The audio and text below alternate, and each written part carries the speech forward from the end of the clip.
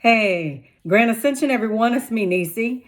Back to do another reading. I want to get into a chapter of, we're going to continue The Murder of Reality, the hidden symbolism of the dragon by Pierre Sabak. All right. But I also want to call out something that I found, and I had to go back through my Rolodex and recall this. It's a book called Flying Serpents and Dragons, The Story of Mankind's Reptilian Past by R.A. Boulay. It's revised and expanded edition. I know Chief Rebel probably has this book as well, but I want to hold this up so I can give you a screenshot, take a screenshot of this one. I want to read something to you, all right? I'm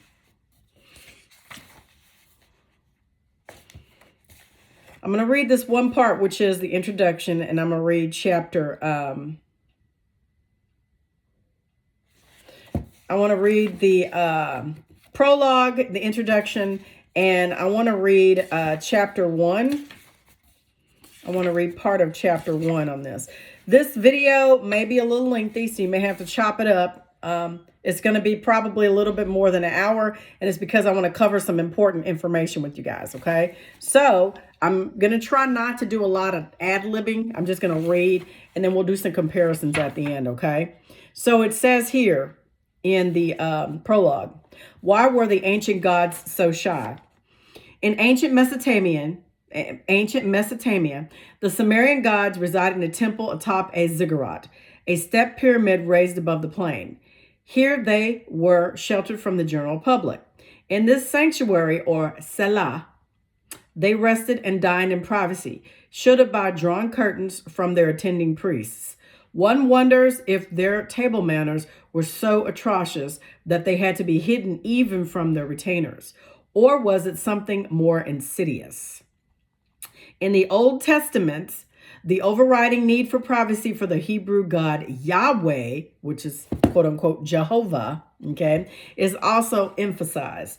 During the event known as Exodus, the deity lived in a curtained area inside the sacred enclosure. He was never seen. Specific instructions were given to Moses on how to prepare the food, which was left on a grill near the curtain quarters of the deity for him to snack in privacy. Now, this may, for all of you brothers and sisters who are heavily into religion, Christianity, Islam, and Judaism, I'm going to preface this by saying we're going to cover some topics that might be disturbing to you. We're doing this to draw a conclusion and compare between the readings and go back to our ancient past and understand what this truly is and who we truly are and how we've come to how we've derived to this narrative that we have today. Okay. So if this is going to be something that upsets you, then I would say this video is not for you. So please keep scrolling and don't watch any further, because we're getting ready to deep dive into some stuff that you're probably going to have a very hard time digesting. Okay. So let's just get into it. So it says, on Mount Sinai, when Moses asked to see the face of God, he was told sharply that you cannot see my face, for man may not see me and live. This prohibition against being seen by humans is repeated through the scriptures. It was carried to an extreme when it became an injunction of not to make a graven image or likeness of the deity.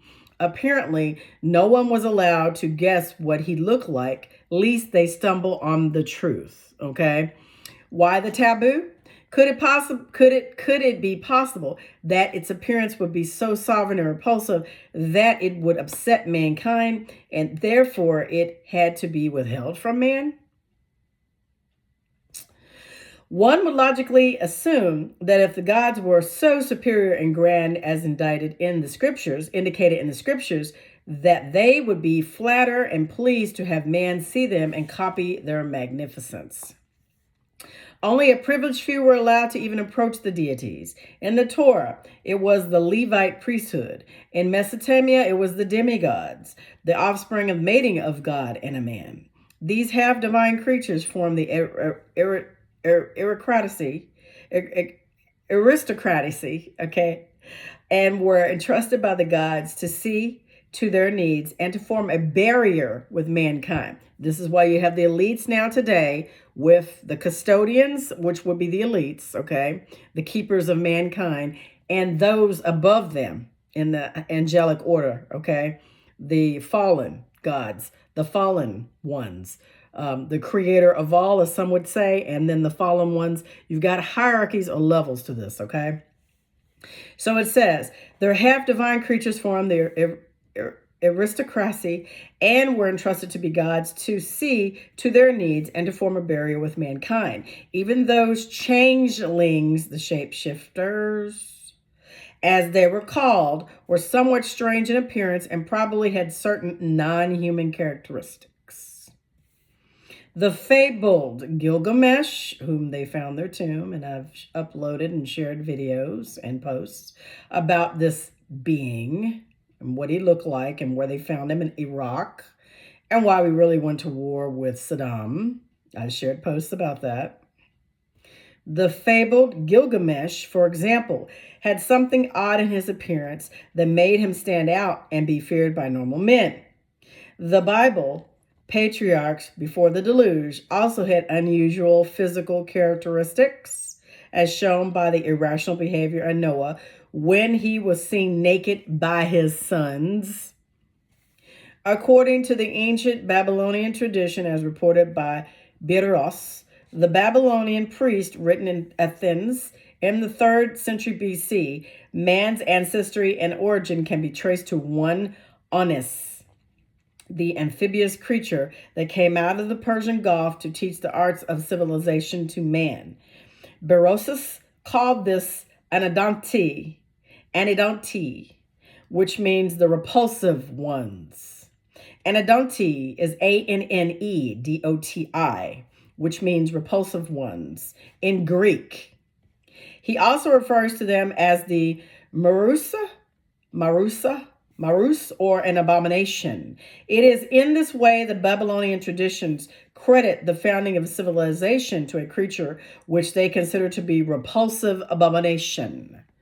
Hold please, let me turn my sound down so in case we get a call. All right.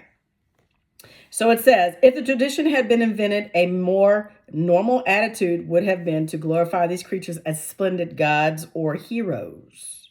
Yet the fact that they chose to describe these ancestors this way argues for the authenticity of the account. All right, what do we learn from here? Hey, these are what they're categorized as: the repulsive ones, the abomination, feared by normal man. We were not able to look upon God, or we would not, at least we'd not live.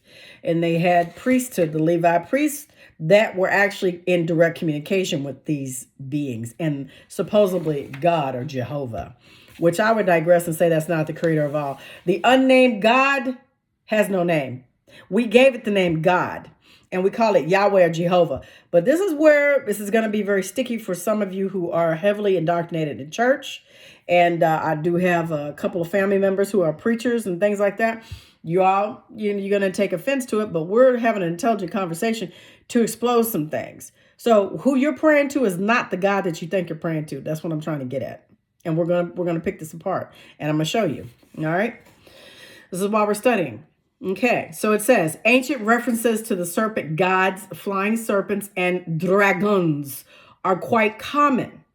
And we know that dinosaur wasn't created until, the 1800s by, I forget the man's name. It was a light skin or a pale skin man. I forget the gentleman's name, but he created the word dinosaur. They've always been called dragons, people, and they're still called dragons to this day. I don't reference anything that they've taught us because I know that everything they taught us is a lie, pretty much. And it's by narrative. So when you address these things that we see in these museums and these bone structures and these skeletal remains, they're dragons. They're not dinosaurs. They're dragons. That's my point. The reptilian appearance of the gods in the Old Testament was a well-kept secret. Occasionally it is perceivable as, for example, the obvious worship of the seraph or the brazen serpent during the Exodus, which in certain rabbinical sources is equated with Yahweh. I'm going to say that one more time. The reptilian appearance of the gods in the Old Testament was a well-kept secret. Occasionally, it is perceivable, as for example, the obvious worship of the seraph or brazen serpent during the Exodus, in which certain rabbinical sources is equated with Yahweh.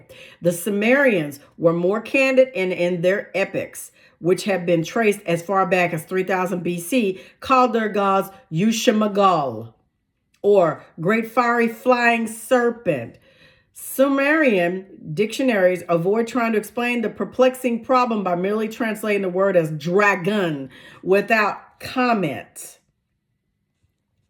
The sad fact is that in the West, we have created God in our image and not the other way around. I'm going to say that one more time for the people in the back row. The sad fact is that here in the West, we have created God in our image and not the other way around.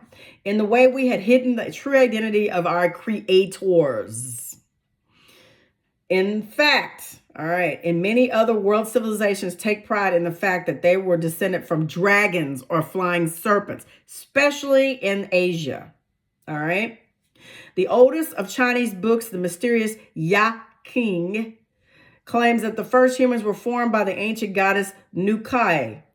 Okay. And I forgot her name when it comes down to the Sumerian translation. I do have a big, huge map of all the deities and the times that they were present and how long they lived. I got it from my mentor, Gerald Clark. She has another name. She goes by a different name all around the world. But in the Chinese books, she's called Nuka, who was a dragon. Early Chinese emperors boasted to the being descendants of the ancient dragon goddess. In the civilization of India, the oldest and most revered of the Hindu classics, the Ramayana and the Mahabharata, concern the intercourse of early man with their serpent god ancestors. Central American and African mythology is also replete with stories of how flying serpents and dragon-like beings descended from the heavens and taught men the basics of civilization. Came from beyond the ice walls. In other search of our ancient literature, both secular and religious, we were overwhelmed with enormous amount of references of dragon-like beings. If it is a constructor of early man's image, how could it have been so universal? These dragons were so obviously serpent gods who could fly about the heavens at will, and their craft that had a flaming appearance, all right, probably a rocket or exhaust of some kind. All right, advanced technology. That's the prologue. Here's the introduction. The accepted academic view is that dragons and flying serpents were just fabulous animals, the product of early man's fertile imagination. In the view of the fact that their appearance is so universal, it is difficult to accept this theory. It is more probable that the dragon symbolism may be the manifestation of something else. The result of traumatic events so deeply rooted in man's subconscious that the knowledge of their true nature has been suppressed on purpose. These dragons and flying serpents apparently coexisted with ancient man who portrayed them as gods and who still walk around today, people. They're in every seat of government. They are shapeshifters. They're on the news. They're in Hollywood. They're everywhere. They're in entertainment. They're musicians. They come across as being your next door neighbor too. Teachers, doctors, attorneys. They've infiltrated us, baby. And I added that part. So it says, the result of traumatic events so deeply rooted in man's subconscious, or that the knowledge of their true nature has been suppressed. These dragons and flying serpents apparently coexisted with ancient man, who portrayed them as gods, who could effortlessly move about the skies in their fiery chariots or the boats of heaven. Boats of heaven. Motherships. They lived in the sky in a heavenly abode from where they often descended to interfere in the affairs of man. And they still do it, baby. The earliest known culture of our earth is that of Mesopotamia, which can be traced back archaeologically to 3500 BC. I don't believe that hype at all. It's all made up narrative. We're on the seventh reset, people. The seventh version of the new humanity, okay? I don't go by their timeline. I'm reading it to you, but I don't believe it. Its colonization by these creatures is described in one of the most significant of ancient documents, the so-called Sumerian King's List, which I have over here in the corner. Dated to the 3rd millennium BC. The king's list provides a succession of the kings of Sumer and the lengths of their reign since the beginning of time, as the time they gave us. All right. It describes the coming of the ancestors and the descent to earth to establish a number of cities on the alluvial plain of Mesopotamia. Right here in the Americas, baby. The Sumerian people referred to those gods as the Anunna, Anunna, Anunna, Anunnaki. Okay?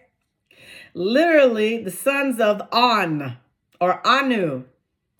Their chief god and leader, Anu, would be what? What we would call the creator of all. Not to be mistaken as Jehovah. All right? This is a lesson we're learning. Their chief god and leader. Their later Semitic name was Anunnaki. We will show that the Anunna were an alien race of sapient reptiles. They required a labor force to do the necessary menial work, and for this reason, a primitive man was created. They accomplished this by combining the characteristics of the native ape man, Sasquatch, with their own Syrian nature. In this way, they produced Adam, Adamu, Adam, A-D-A-M, Atom, A-T-O-M, Adamu. Okay, Adapa, which is the first man of the Old Testament. This Adam was half human and half reptile. What can be called a homosaurus. Homosaurus, Homo-S-A-U-S-A-R-U-S. It was a failed experiment for the main reason it was a mule and could not reproduce itself. As conditions began to change on Earth, they kept doing it over and over and over and over. All right. Like they were on the 7th reset of humanity. They created multiple templates of this being. Okay. As conditions began to change in their lab on Earth and the climate dried out, food was not as plentiful, and it was decided to modify the atom and give it reproductive powers. For this reason, it was given more mammalian traits. This is the biblical fall of man, where Adam achieved knowing or the ability to reproduce sexually. That's why you have the talking snake, the serpent in the garden. Oh, there's levels to this madness. You can read the surface of it, then you can go down a little bit deeper and see the occult mysticism, and then you can go down and actually see the history of it. All right, I'm just saying. As a result of this genetic modification, man lost most of its Sumerian nature. His shining, luminous skin and scaly hide. He acquired mammalian characteristics, a soft, flexible skin, body, hair, the need to sweat, and the ability to produce live young. He no longer ran around naked. He now had to wear clothing for comfort and protection. For all purposes, he was a Homo sapiens. The modern man, or Cro-Magnon man, had arrived on the scene. The experiment was a great success and man multiplied rapidly. The gods considered this a necessary evil and never forgave mankind for straying so far from the reptilian pattern. We do have a reptilian brain, people. I'm just going to say it like that. Whether you want to agree or not, go look up at your anatomy. Hold, please. I'm taking a sip of my everyday dose.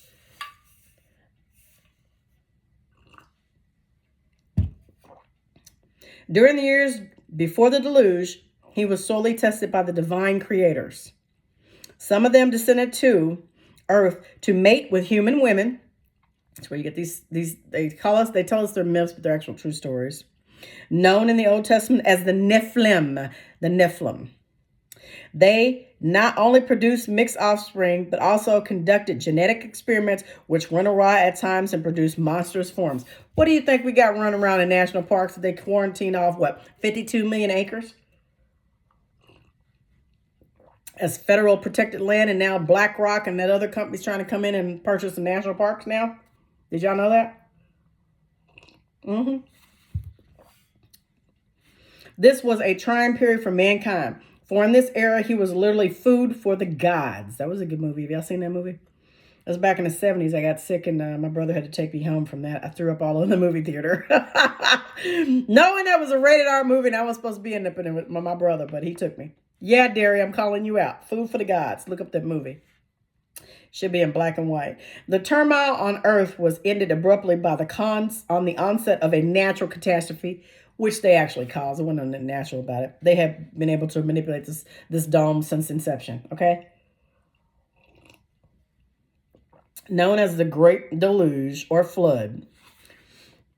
Known as the Deluge or Great Flood, the gods retreated to their spaceship and left mankind to perish along with their semi-divine offspring. After the waters, because Noah was the one that survived with his family. And there were others that survived too. They just don't want you to know that. After the waters subsided, they descended once more to establish new cities on the plains of Mesopotamia here in the Americas. That's why they got the Grand Canyon quarantined off when they got military and all kind of people down there looking at our history. Again, mating with humans, they produced a race of semi-divine beings to rule the empire on Earth. And their plan, they're perpetrating. A race of warrior gods was established in the land of the Middle East. Yeah. They don't say anything about America, but it was established here. America's the Fertile Crescent. It was established here. Got to dodge the hijack. As descendants of the Nephilim, they were known as the Raphaim, a barbaric race of giant men which plagued humanity for thousands of years and was not entirely eliminated until the days of Saul and David. And they're still not eliminated. They still exist. They come in and out of these portals. They live underground, baby. All right, we're going to get to it. Now, I'm going to read to you a portion of chapter 1, and then we're going to get into the Murder of Reality, chapter 5, all right? Chapter 1, the dragons of Eden, dragons everywhere. Dragons have permeated world consciousness to the extent that they can be found in the mythology and literature of all world civilizations. Sometimes they take the form of a flying reptile, like the Mothman or the Thunderbird. Oftentimes they are flying serpents breathing fire, like Typhon. Usually they are quite friendly, beneficent creatures, and in certain cultures they are considered as a source of evil. A catalog of all the appearance of dragons in the culture of Europe, China, India, and Middle East and the Americas would be an enormous task in itself. Suffice it to say that the idea of a fiery flying serpent is found everywhere. In many places, it is a substratum to historical traditions. In England, for example, there are over 70 towns and villages which have dragons in their folklore. In China, there are ancestors of emperors. Our investigations into the origin of the dragon must be necessity by limited to the majority significant stories of the cultures. Now, they have stories here in the Americas. In order to discover the origins, we shall wind our way back through history and follow the trail of the dragon. Our journey in time takes us back from the medieval period in Europe, which was melanated, dark, autochthonous people. All right. Got to know that. Got to dodge the hijack. And early Christian church. Roman and Greek legends led us to Asia Minor, where many of their stories originated. And from there, we proceed to the Semitic civilizations of the Middle East. Again, they leave out America. They got to follow that narrative. We shall find that the Levant, the ancient name for the lands of Palestine, Syria, Lebanon, and Jordan, was an offshoot of the parent civilization of Mesopotamia, which was here in the Americas. As we follow the spoor of the dragon, we travel back to Assyrian, the Babylonian, the Akkadian, and finally back to the prototype or the mother of all civilizations, the Sumerians. And they don't talk about here and what they've found, the statues that they've taken from here in the Grand Canyon and taken them over in Egypt. Yeah, they've done that. Y'all got to read. It is here in the myths and the stories of Sumer that we first see references to the dragon. These ancient Sumerian myths were the source of the dragon slaying motif in many of the stories of the Old Testament, such as the creation of man, the fall of Lucifer. It was the manipulation of the legends by the ancient Hebrew priesthood and later the early Christian church, which obscured their real and original meaning and provided the serpent with an evil reputation. Myth versus history. There is an era of activity which man shares with no other creature on earth. This is the recording of the memory and the maintaining of the chronicles. In this way, man is able to transfer short-term memory to long-term memory and thus learn from the passage of time beyond the limits of one lifetime. Man is the only living creature to experience history, for it is his ability to record memory and to transmit memory from generation to generation which creates history. And they constantly keep rewriting the history in real time, and you all know that. They've lied about every single thing on this planet. It goes back to who created the religion. They lied about who we are in the Americas and what we represent, how life started here. And more importantly, they've rewrote the narrative to where they keep telling us that we're Black, we're African American, we're not. We're the indigenous people of the Americas, the original Aboriginal people, the autochthonous ones that were created first in this dome. There's been many destructions. It has been. But we've always been in this dome. And if they eliminate all of us, it eliminates all of the pale skins and all of the so-called white people too. That's a fact. It's a fact. No hate. I'm simply telling you the history, and you need to go do your research. You'll find the same thing. So it says, conventional scholarship insists on a rigorous distinction between history and myth. Myth is the truth. History is a made-up version of the myth, you guys. All right? Did y'all get that? Did y'all catch that? In this paradigm, history consists of documented facts such as names, dates, battles, treaties, revolutions, which have been changed by the reptilians and the Semitic, those who say they are Jews but are not, the Zionists, okay? This has been crafted to give a fake white superiority. And I'm not saying it in a hateful way. I'm simply saying if you do your research, you will find the same thing. That's what I'm saying. So it says, in the paradigm, history consists of documented facts such as names, dates, battles, treaties, revolution, political and social events, etc. They had to go in and change a lot of the material. But if you really go and do your due diligence, your research, you're going to see that all of these beings around the world were melanated. They had to give the illusion of the white superiority. They had to destroy everything that was before that was melanated, that was Black. That was history. That was true history. The Vikings were Black. If you want to call yourself Black, which means a dead thing walking, and I don't allude to that, I'm not Black. So it says, myth, on the other hand, is dismissed as belonging to the realm of fantasy, poetry, and fiction, when it's really the other way around. Yet for people in the past, the two were inseparable. In fact, all myth is derived from historical fact or event. This event is the seed or core, which is added to and embroidered by the successive generations. It becomes the historical fact, that is, their myth. Written history actually consists of a mixture of these two, fact and myth. The same is true of political, religious, and social events. It's all crafted for a narrative. Myth must also be given a certain amount of credence where there is a separate historical fact to support it. Archaeological evidence, wall paintings, relief, statues, and other artifacts.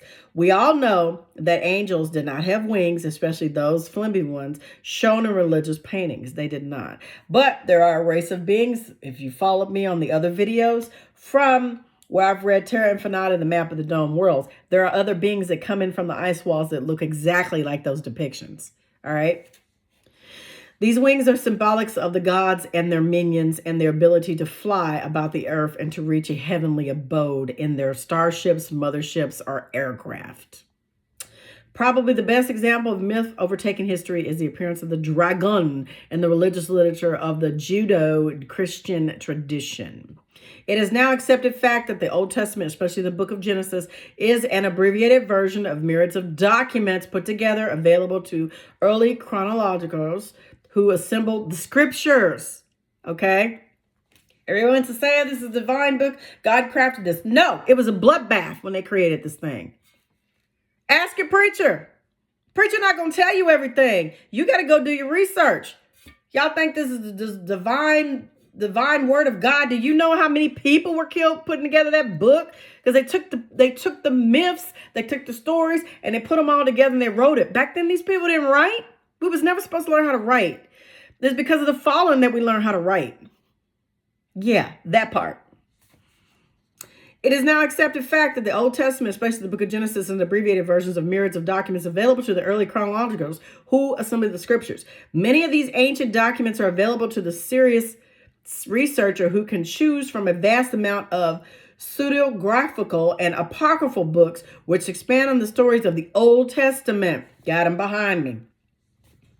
A rich Jewish oral tradition that is summarized under the name of the Haggadah, and numerous religious documents that have survived only in other languages besides Hebrew, such as Latin, Ethiopic, Slavic, and Coptic.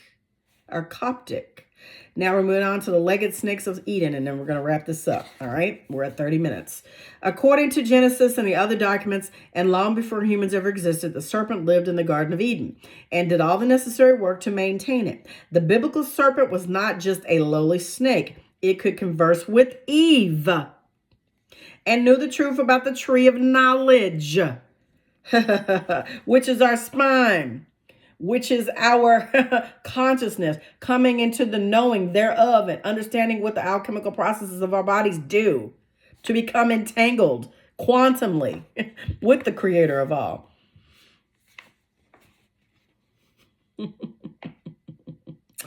It could converse with Eve. It was not just a lowly snake and knew the truth about the tree of knowledge. It was of a such stature that it unhesitantly challenged the deity. Genesis concedes this point when it asserts that the serpent was the shrewdest of all the world beasts that God had made. Had legs and walked. And still does. Ancient Jewish legends describe the serpent of Eden as man-like, as he looked like man and talked like a man.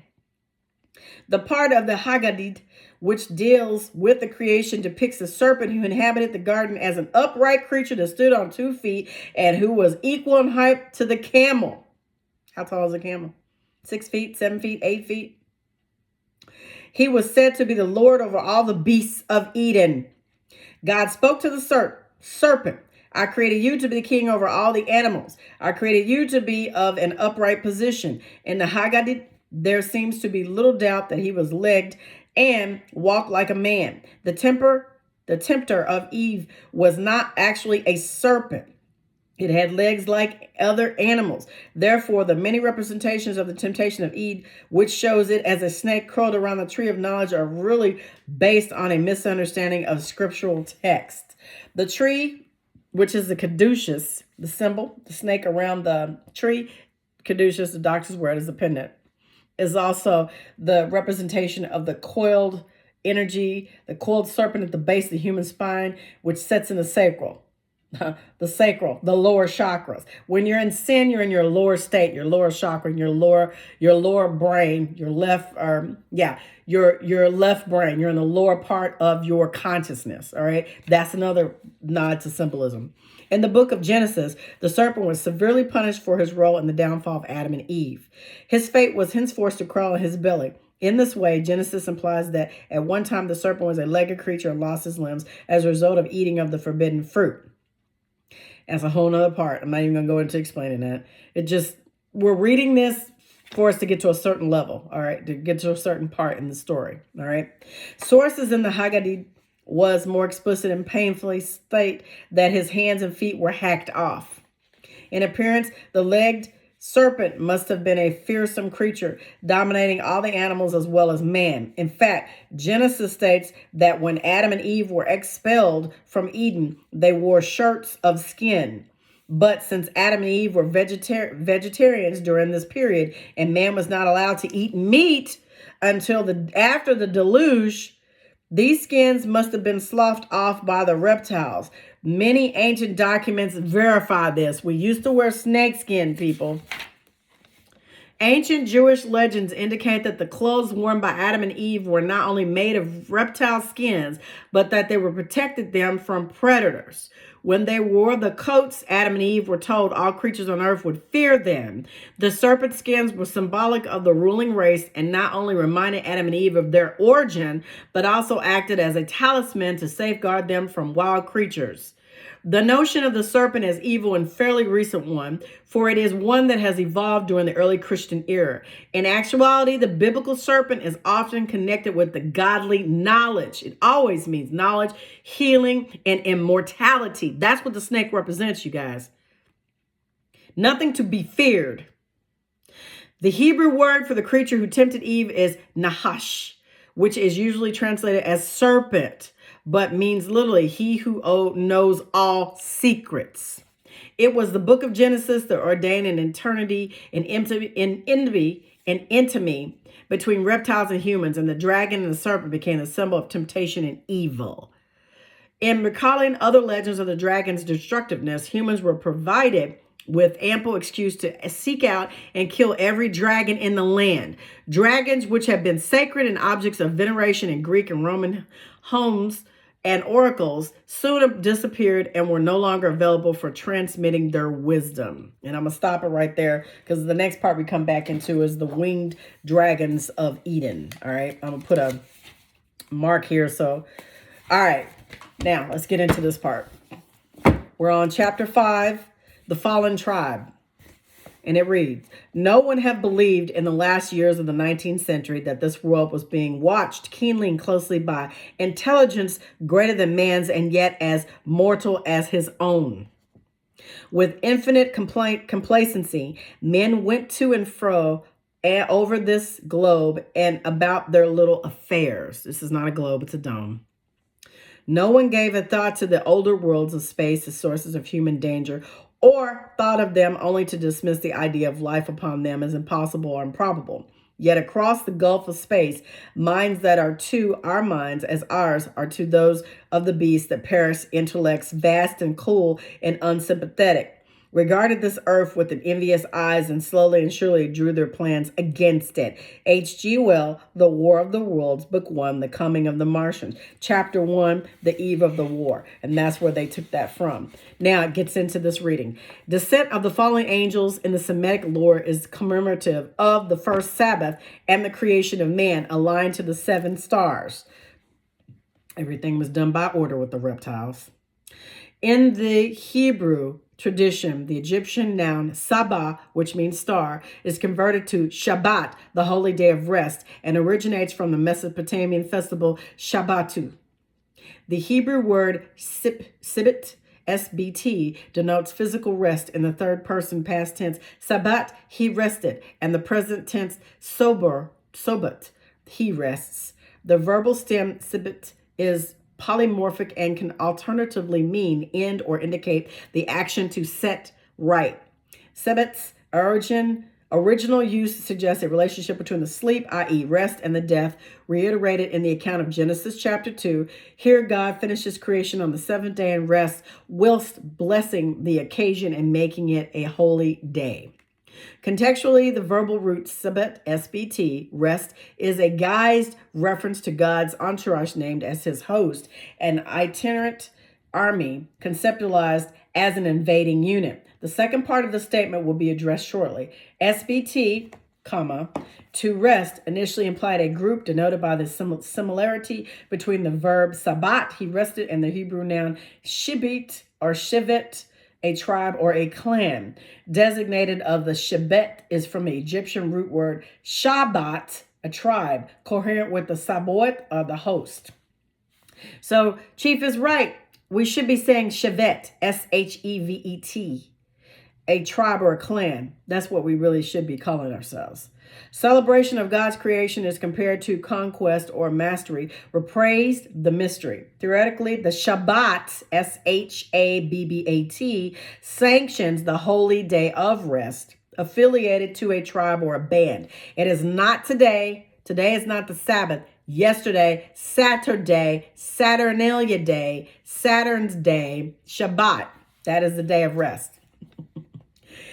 And it says, traditions regarding the Shabbat, the tribe, and its origins are secret conveyed through the Sabi priesthood. The enactment of the festival of Shabbat is linked to an ancestral migration from the stars. Shabbat is translated into English as the Shabbat with an H, derived from the Akkadian and the word Shabutu, Mesopotamian, the Shabbatu, celebrates the monthly festival of the full moon, the symbol of the female cycle, parallel to the sexual conjunction. Jewish lore transposes the Jubilee, the Shabbat, technically the rise of the Shabbat or Sabbat, to the bride of the Jehovah, referred to as the Sankhana Motranat. Hope I said that right. Sikhina Motrat, Matronat, the Sikhina Motranat. In this meta-narrative, Yahweh's fiancée, Matronat, is depicted as roaming the earth, searching for her groom, Jehovah. Prototypically, the Sikhina is a female archetype used as a religious symbol to herald the beginning of the Shabbat, characterized theologically through marriage or the serpent with Israel. Yep, serpent.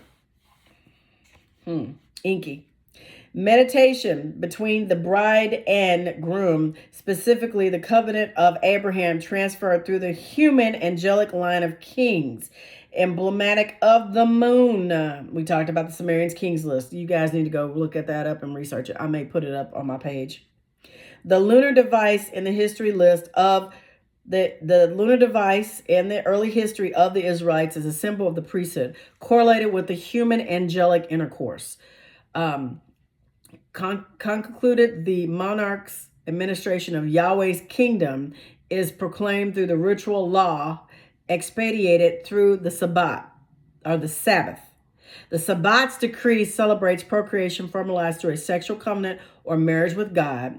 The union is characterized in Arabic as the shubat, or sexual intercourse. Phonetically, the shubat is closely aligned in the Egyptian Arabic to the noun shabah, our friend, girlfriend, or owner. Subah, S-U-B-A-H, in Masonic vocabulary is used to indicate a society, assembly, or association, parallel to the Saba or Sabi priestcraft. They trace their origins from Egyptian root Shabbat, S-H-A-B-B-A-T, Hebrew Shavit, S-H-E-V-E-T, which means tribe. Relationship between the Subat, the coitus, and the Subah, an assembly, is rendered in English as a homonym between member, denoting a phallus or a person belonging to a society. A phallus, which is what they put on the top of these church steeples, represents who getting cut off and his thing getting thrown where. All right, just saying. So much symbolism that most people don't even know this stuff. And it says, it is a member denoting a phallus or a person belonging to a society. Esoterically, this fraternity is known as the Illuminati, a designation of the Sabian. In Arabic, al-Saba'ah, recorded in English as the Sabian, translates as the people of the star from the Sabana'iyah, the Sabaiyah. The star people. Reference to the star people appears to the Essene commentary specified in the obscure text, the Damascus document. Here, the prophet predicted it is named as the interpreter of the law and called the star, adduced with the prince from the land of David, the scepter. Adoption of the star motif distinguishes the royal line descended from the Sabian priesthood. I'm going to say that one more time for the people in the back row. The star, David. The adoption of the star motif distinguishes the royal line descended from the Sabian priesthood, depicted as a warring faction or elite warrior class. The Saba priests are equated with the host and serpent. Observed as the luminary, the star of Israel is identified with the children of light, the Sabi. Historically, the Sabi, a child or priest, resembles the Shebet, the tribe, cognate with the morning star, the Shabakah, accrued with the Masonic covenant. The Hebrew noun for star is Kokabah. A Kochbah is a play of the Aramaic title Kokabah, the son of the law, connoting the falling star. Within the Semitic tradition, the serpent is depicted as a conquering army, the Saboah, rendered from the modern Hebrew noun Saba, Esbot, or Saboat. Phonetically, Tasaboth is a derivation from the Tasavet, or crew, and technically specifies a crew of a ship or vessel, starship, mothership, spaceship. Can't make this stuff up. Boat of heaven. I can't make this stuff up. I'm reading it. I just can't. Do y'all not see this? Judaic lore casts the Sabaoth as an army of the boat or a naval itinerant. Explicit of the Sabah, a star or host. Star people. I can't make this up.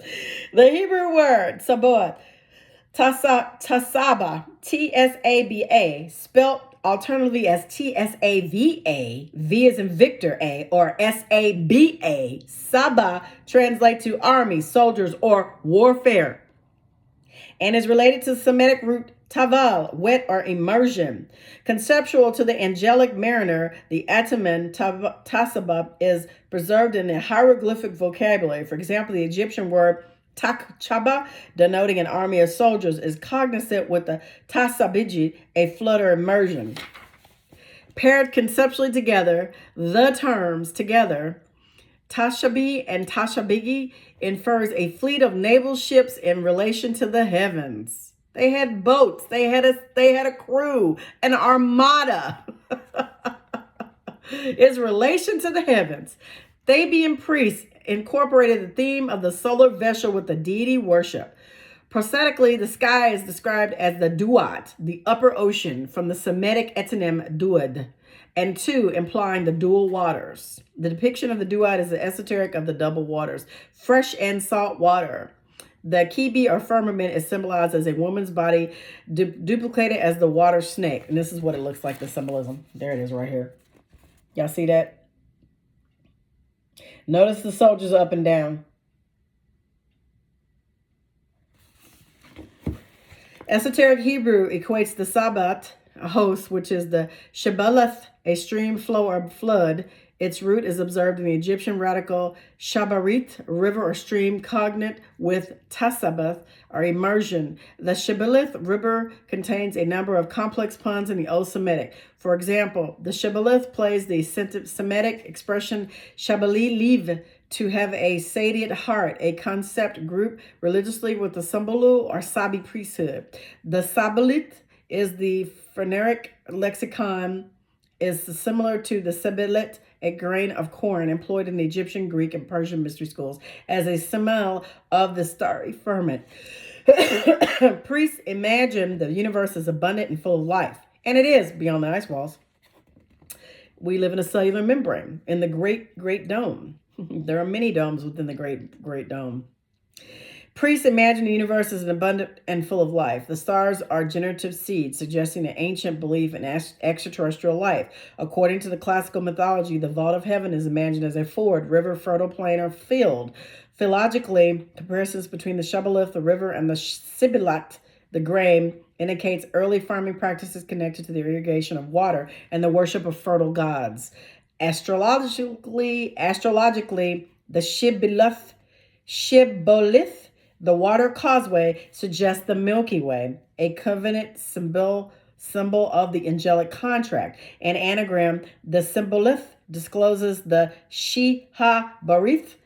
Alternatively, the She-barith, the majestic or legal covenant. In the book of Judges 12, verses 5 and 6, the division between Japheth and Ephraim is sealed contractually with the blood of the Ephraimites. So, to quote, the Gileads captured the fords of the Jordan leading to Ephraim. And whenever a survivor of Ephraim said, "Let me cross over," the men of Gilead asked him, "Are you an Ephraimite?" If he replied, "No," they said, "All right, say Shabbalat." If he said Sibilath, because he could not pronounce the word correctly, they seized him and killed him at the fords of Jordan. So it's a certain word that they use. They put a SH, shif beleth, and they said beleth, and it executed them because they couldn't pronounce it. Just like there's certain words that the reptilians cannot say, and you can actually identify whether or not the person's reptilian based on this one word, and I won't speak it on this video. You have to go do your research, but I know what the word is, and I can say it perfectly. Written in esoteric language, the parable details the angelic wars between men and deities in opposition to the Shibboleth River, designating the Shiha-Berith contract. In historical narrative, the incident documents a division between the priesthood itself and the reversal of the covenant. We're wrapping it up. In initiation into the covenant, covertly the Shibboleth and the Shehabarith reflects the Sabi priest symbolized through the Tasabbath or the Tivil, the immersion. Ritual sprinkling of the waters registers the Tisaboth, a disification of the Saboth to the host. The stream of knowledge indicates the angelic sailor, the automatic of the baptism and the ritual bathing. Submersion of the initiate concurs with a soldier of the Lord. The Shibboleth River signals the Sibala or the Shibala, a priestess or oracle. The Sibyl is coordinated in Arabic with her offspring to the Sulbi, extracted from the Sabi priest, an ancient bloodline originating from heaven, the Pleiades. All right? Oh, they come from many different star systems, y'all. They come from many different worlds beyond the ice world, beyond the ice walls. There's many different worlds, okay? And there's different levels or hierarchy above these cell matrices too. Don't get it twisted. Similar themes pertaining to divine ascendancy are highlighted in the Zulu language. The Sagama, the medicine man, the Matwa, in an interview with Rick Martin during September 1999. If you haven't seen that interview, you got to go check it out. Creator Mutwa. It was on Gai a while back, History Channel. Highlighted the relationship between the Zulu nations and the ancestral heritage connected to the stars. Kingship in the Zulu lands is attributed with the nomadic descents from the angels. To quote verbatim, here's what it is. I'm wrapping it up. When you ask a South African white anthropologist what the name of Zulu means, he will say it means the sky. And therefore the Zulu call themselves people of the sky. That, sir, is nonsense. In the Zulu language, our name for the sky, the blue sky, is Sabaka Kabaka. Our name for the interplanetary space, however, is Etzula and Wutzazula, which means interplanetary space. The dark sky that you see with the stars in it every night also has to do with traveling, sir. For example, the Zulu word for traveling at random like a nomad or gypsy is Isula. Now, you can see that Zulu people in South Africa are aware of the fact that you can travel through space, not through sky, like a bird. But you can travel through space, and the Zulu claim that many, many thousands of years ago arrived the skies a race of people who married their daughters and produced a powerful race of kings and tribal chiefs. And it did all around the world, especially here in the Americas. It is with Credo's profound observation that the chapter is drawn to a close. The next section examines the history of the host, a military group of renegade angels referred to as the Illuminati or the Sabi. Historically, a belligerent organization, the Illuminati has assimilated themselves into human culture through the conquest of the matriarch. And then he goes into references and sources at the bottom. He's got 16 here at the bottom.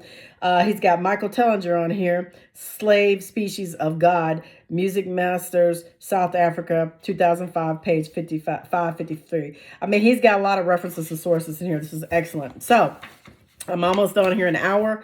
I thank you all for joining me. I didn't do too much ad-libbing. The next chapter we're going to come back and read is chapter 6, the Tasaboeth, the Army of the Lord. That is a rather lengthy chapter, and it's probably going to be another hour reading. Flying Serpents and Dragons, okay?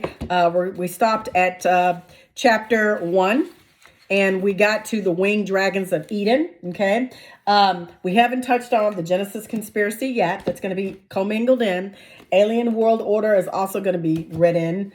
The Shining Ones, we're also going to get into that in certain chapters, as well as the Custodians. We're going to get into that too. So I appreciate you guys joining me today. I hope this has been beneficial. I hope you've learned something, okay? I hope you're able to cross-correlate between the two texts that I've tried to read to you, and you can see some similarities. I didn't want to kind of too much of my conjecture and give my educated my educated breakdown of what I understand certain things to be. I kind of ad-lib there. Well, when I say ad-lib, I kind of interjected a little bit while reading, but I wanted to mainly focus on the text, and I wanted to read it to you so you could take it all in. If you have to rewatch it and listen to it, slow it down a little bit, be my guest. I'm going to upload this here in just a few minutes to YouTube. It should take, I don't know, an hour or so for it to upload. And then I'm also going to upload it over on Facebook as well. Again, I appreciate your time, and I always say, be the change you want to see all around this Earth dome, because it's up to you and I to make a positive change in this plane of existence. I'll talk to you guys soon.